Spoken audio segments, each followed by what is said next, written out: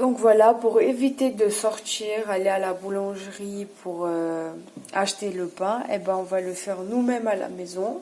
Et en plus, c'est moins cher.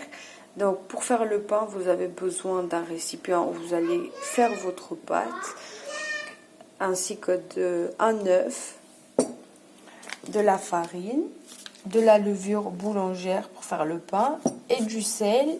Et ça, je sais pas comment ça s'appelle en français, mais vous voyez, donc voilà. On fait avec le main. Voilà. Moi, je fais avec mieux. le main, mais si vous voulez, vous pouvez utiliser ça. Voilà. Donc, si vous voulez savoir les quantités, on a mis 500 grammes de farine, donc la moitié du paquet, en sachant qu'il y a 1 kilo. Donc voilà, vous mettez la moitié du paquet dans le récipient. Vous allez ouvrir la farine comme ça pour laisser un petit trou au milieu. Une cuillère. Maintenant, on va mettre une cuillère à soupe de levure boulangère, Okay. ainsi qu'une cuillère à soupe de sel. Et maintenant, on va casser un œuf. Voilà. On va donc mélanger. Pendant que vous mélangez, vous rajoutez un peu de l'eau tiède. Okay. Et après, vous prenez un peu de farine, vous mélangez après un peu. Ne mélangez pas tout en même temps parce qu'après, ça va faire une pâte pas très jolie à voir. Et pour la quantité de l'eau, c'est jusqu'à que la pâte elle se forme. En fait, voilà, il n'y a pas vraiment de quantité. Ça dépend en fait de la quantité de farine que vous mettez aussi. Donc voilà, la pâte à quoi elle doit ressembler. Il faut vraiment bien mélanger. Donc voilà, maintenant que la pâte elle est bien mélangée, il faut laisser poser environ 30 minutes. En fait, ça dépend si vous voyez quand la pâte elle a gonflé un peu, bah ça veut dire qu'elle est prête à ensuite faire votre pain. Donc vous allez poser jusqu'à que ça gonfle. Comme ça. On met quelque chose dessus, il faut pas le laisser comme ça à l'air.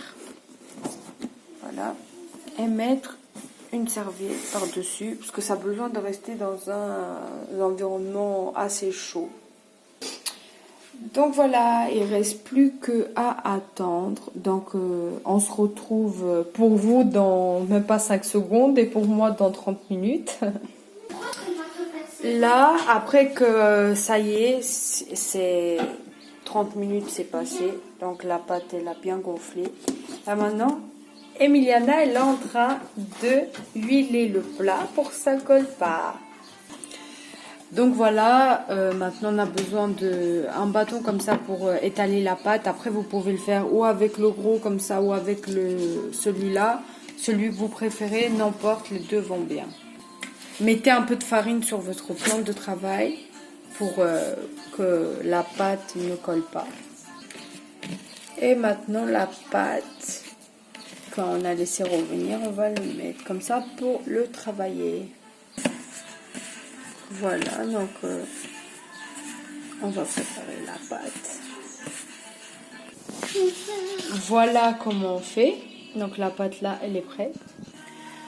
Donc maintenant, on va couper en 4 morceaux, comme ça.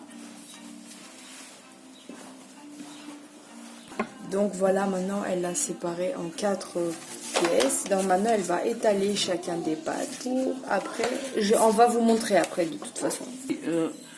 On va faire la pâte. Donc voilà, le mieux pour le plat, c'est un plat carré comme ceci. Et on va faire la pâte, la largeur du plat en fait. Ah, on me voit, coucou. Et donc maintenant, on va enrouler la pâte. Vous allez voir. Comme ça, comme ceci. Après, on va coller comme ça, comme si on faisait des raviolis en fait. Voilà, bah, vous faites pareil. Maintenant, regardez, il faut faire comme ça. Et on va prendre la pâte et on va mettre, comme on a dit, la largeur du plat.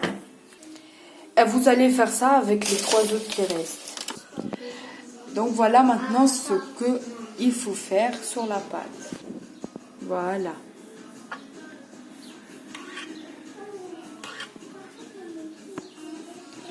faut faire ça.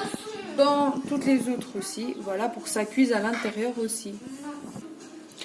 Donc voilà, c'est ça le résultat que ça doit donner. Donc là, on va encore une fois laisser poser 30 minutes pour que ça gonfle encore un peu.